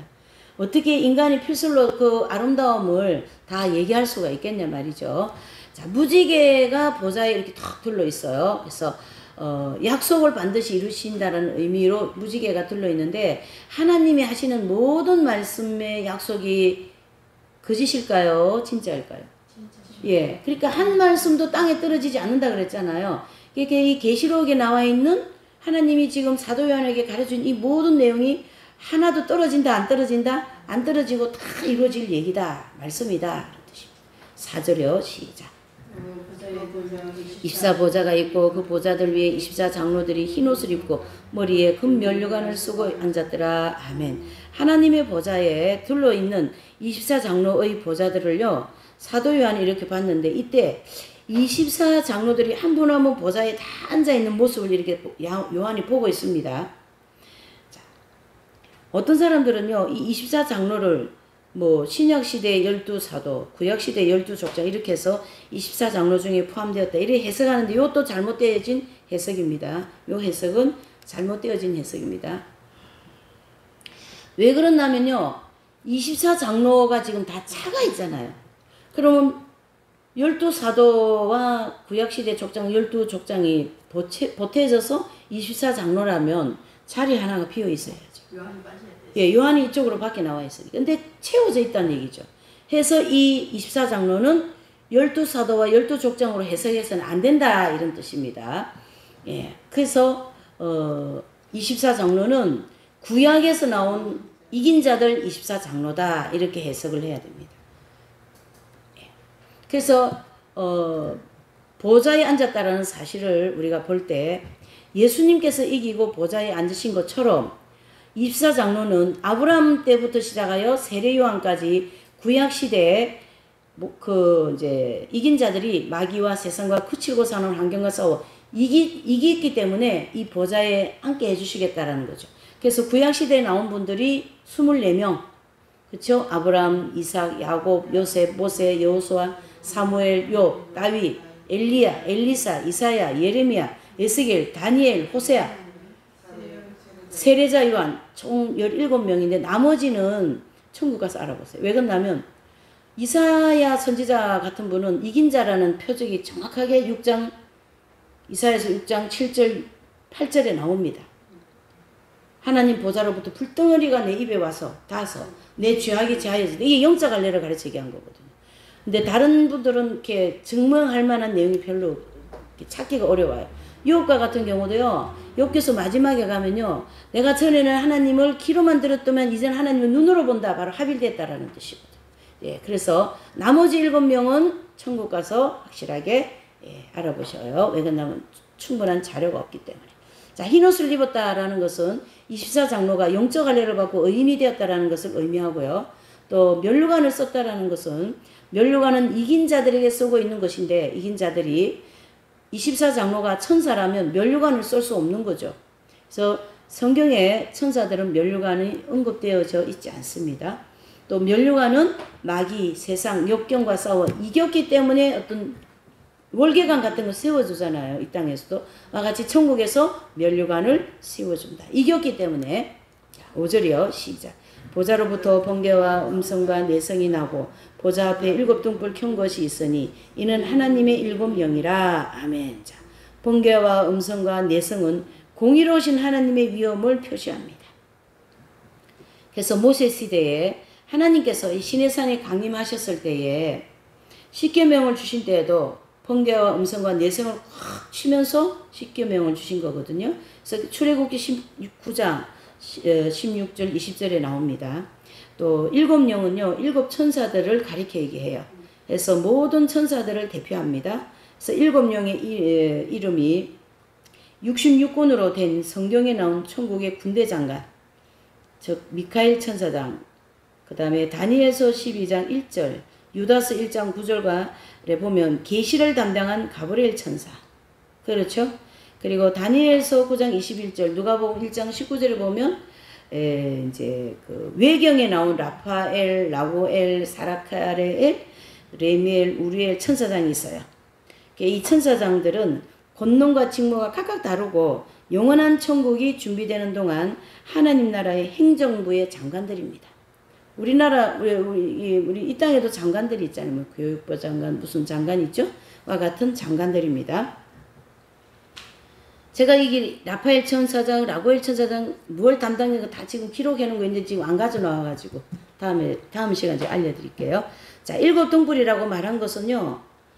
등불이니까 어둠의 세력이라고 할 수 있는 악령들로부터 교회와 성도들을 보호한다라는 뜻이에요. 그래서 우리 주변에 다 이 천사가 있어요.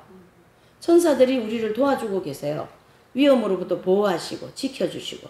그래서 천사들이 우리를 지금 이제 보호하고 계시는데 특별히 아이들에게 천사들이 많이 도와주고 있어요. 예, 천사. 저 옛날에 그 기도 안 했어. 일부러 천사가 뭐 있는지 없는지 그런 거 기도는 안 했는데. 수호천사 항상 있다고 했잖아요. 예, 근데 이제 수호천사가 있는데 저의 수호천사가 딱 나타났어요. 근데 이 수호천사가 보니까 그 남자 같지도 않고 여자 같지도 않은 천사인데 큰 천사가 붙어 있더라는 거지. 막 체격이 크고 막 큰 천사가 그렇게 이제 수호천사가 딱 나타났다는 거죠. 아, 내 수호천사가 이렇게 크구나. 이렇게 이제 그때 알게 됐어요. 수호천사가 있다라는 걸 아는데 그렇게 천사가 그렇게 큰 천사인 줄 이제 그런 기도나 뭐 계시나 이런 걸 통해서 알게 된 거죠. 재밌더라고요. 어쨌든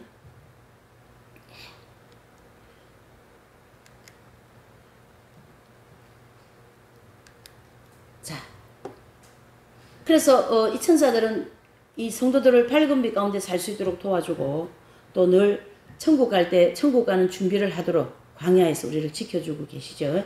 또 하나님의 빛으로 단장한 천사들입니다. 이 천사는 어떤 사람들은요, 이 7영이라 그래요. 7 7을 완전 수다 뭐 이렇게 주장을 하는데 이거야말로 억지 주장 중에 억지 주장이에요.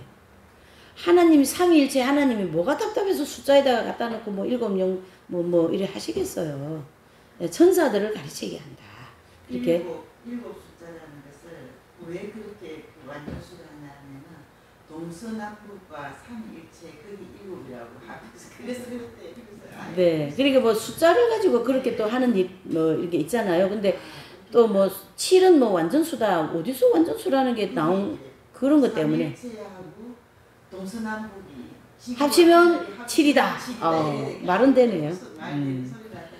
그래 어쨌든 그것이 하나님의 영이 아니다. 예, 아니다 이런 뜻이죠. 왜 그러냐면 성령은 유일하신 하나님의 영이기 때문에 7이든 8이든 어떤 숫자에다가 나누어 말할 수 있는 것이 아니다 이런 뜻입니다.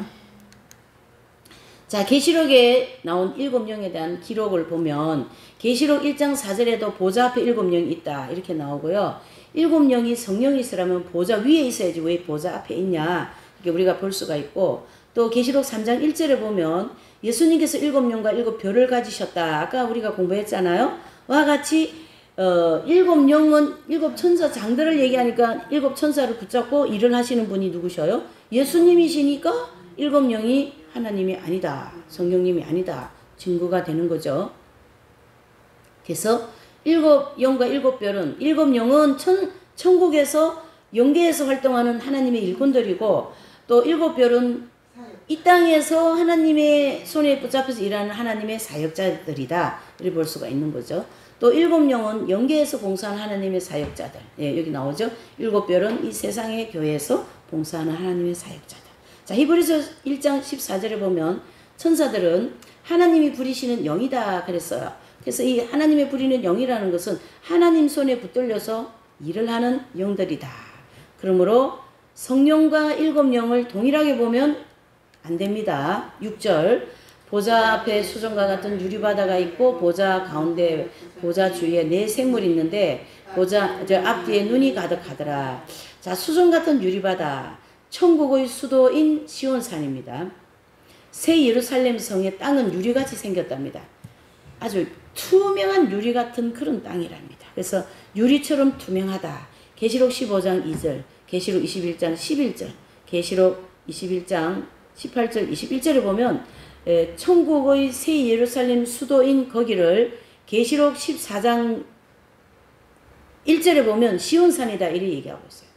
그 시온산이 바로 어디냐면은 천국의 수도인 새 예루살렘이다 이렇게 볼 수가 있습니다. 그 새 예루살렘 성이 바닥이 유리 같다. 그리고 내 생물은 바로 뭐냐면요, 천사들이 아니고 하나님 보좌 전후 좌우에 있는 용물들입니다. 용물들. 그 용물들에는요 앞뒤에 눈이 가득합니다. 그것은 내 생물이 천상천하의 모든 생물들을 감찰하는 기능, 즉 눈을 가지고 있다 이렇게 볼 수가 있어요. 그래서 그 7절에 보면 그 이제 생물에 대해서 나오는데요. 그 첫째 생물 시작. 첫째 생물은 사자 같고, 둘째 생물은 송아지 같고, 셋째 생물은 사람 같고, 넷째 생물은 아멘. 그랬어요. 자, 첫째, 둘째, 셋째 생물에 대해서 조금 살펴보면 첫째 생물은 뭐가 같아요? 사자 같죠? 바로 사자가 대표적인 들짐승이기 때문에 모든 짐승들을 감찰하는 관리하는 용물이라는 거죠. 예. 그 제일 힘이 센 짐승을 딱 인용하여서 사자 같은 생물 이렇게 했고, 둘째는 송아지 같다 그랬죠. 집에서 키우는 짐승들 중에 대표가 소잖아요. 그래서 소는 대표적인 집 짐승이므로 모든 가축들을 감찰하는 관리하는 용물이다. 또 셋째는 사람같이 이렇게 있는 생물입니다. 모양이. 그것은 우리의 사람의 육체도 동물과 같다라는 거죠. 그래서 사람의 몸을 관리하고 감찰하는 용물입니다. 또 넷째는 독수리, 공중을 나는 모든 새 중에 대표가 독수리입니다. 해서 모든 새, 물고기 그걸 다 이 독수리 같은 용물이 감찰합니다. 그래서 감찰하고 관리하는 용물, 이렇게 네 생물을 천상천하의 모든 만물을 관리하는 생물이다 이렇게 볼 수가 있어요. 그래서 대통령이 있으면 장관 말고 또 있잖아요. 비서. 그래서 내 생물은 하나님의 비서나 마찬가지입니다. 그래서 하나님께서 에덴 낙원에서 인간과 동물을 창조하셨을 때에 동물의 양식을 식물로 정해주셨으므로 모든 동물들을 감찰하고 있습니다. 그래서 관리한다라는 것은 부속된 모든 식물들까지 감찰하고 관리한다라는 것을 알 수가 있어요. 이 본문을 또 어떤 사람들은요, 되게 이렇게 해석을 하더라고요. 이 네 생물에 대해서. 뭐, 사복음서를 여기다 또 적용을 했어요. 그래서 사자복음, 뭐, 송아지복음, 사람복음, 요한복음, 독수리복음. 그러니까 이게 얼마나 다른 해석이냐 말이지. 근데 참 저는 이런 내용을 보면서요, 그래도 하나님이 그냥 두시는 거 보면, 그래도 예수님이고 천국 간다라는 거는 다 같이 가르치고 있거든요. 그냥 두시는 거예요. 틀리게 가르쳐도 그냥 두시는 거죠. 참 하나님 정말 너무 좋으셔. 너무 좋으셔갖고 문제인 것 같아요. 어쨌든 이건 이렇게 해석할 수 있는 성경적인 근거가 전혀 없다는 얘기죠. 그렇죠? 무리한 해석이다 이런 입장입니다. 8절요 시작. 네 생물이 각각 6날개가 있고 그 안에 주위에 눈이 가득하더라. 그들이 밤낮 쉬지 않고 이르기를 거룩하다 거룩하다 거룩하다 주 하나님 곧 전능하신 이여 전에도 계셨고 이제도 계시고 장차 오실 자라 하고 아멘. 자 여기 보시면 이 네 생물은 어떤 사람들은요 에스겔서 1장에 기록한 그룹이다 이렇게 하는데 자세히 이렇게 보면요 모습이 아니라는 것을 우리가 알 수 있어요. 그래서 스랍이라고도 해석하는데 이 6날개는 공통적이지만 모양은 전혀 다릅니다. 그래서 네 생물과 똑같다고 할 수가 없고요. 그래서 이 그룹이나 스랍이라는 이 호칭보다 네 생물이라고 부르는 것이 더 좋습니다. 그래서 네 생물은 어떻게 한다고요? 밤낮 쉬지 않고 하나님을 찬양하고 또 천국은 밤낮이 없기 때문에 밤낮이라는 말은 언제나 계속이라는 것을 알려주기 위해서 밤낮 이런 단어를 쓰게 된 거예요.